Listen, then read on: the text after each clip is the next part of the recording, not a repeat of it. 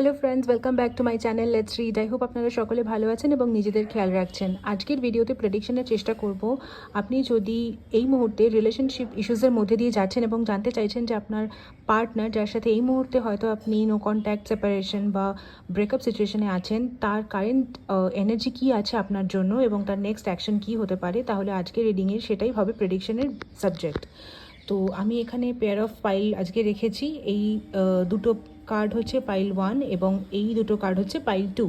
আপনারা ইনটুইটিভলি যে কোনো একটা পাইল সিলেক্ট করে নিন, পেয়ার অফ পাইল।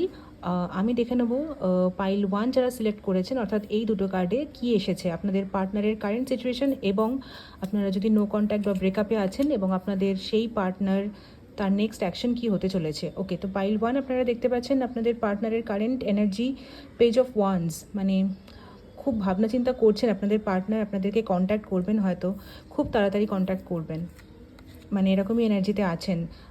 তবে দেখুন ওনার নেক্সট অ্যাকশন কিন্তু দেখেছেন, মানে বেশ একটু ডাউন সিচুয়েশনের মধ্যে দিয়েও কিন্তু যাচ্ছেন আপনার পার্টনার। হতে পারে আপনার পার্টনার না, তার পার্সোনাল লাইফে বেশ কিছু ডাউনফল ফেস করছেন বা কিছু প্রবলেমের মধ্যে জর্জরিত, যে কারণে উনি হয়তো সব কিছু থেকে রিলিফ চাইছেন বা সব কিছু থেকে বেরিয়ে যেতে চাইছেন। একটা খুব রিগ্রেট বা একটা খুব ডাউন এনার্জিতে আছেন, বা সেরকমই একটা মানে ফিলিং ওনার মধ্যে কিন্তু এই মুহূর্তে রয়েছে।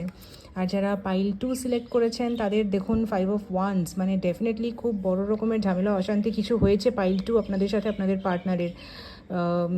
মানে কিছু মতান্তর, ইনফ্যাক্ট মানে অশান্তি, ঝগড়াঝাটি এরকম কিছু হয়েছে, সেটা খুব মেজর একটা প্রবলেম হয়েছে আপনাদের ব্রেকআপের সময়।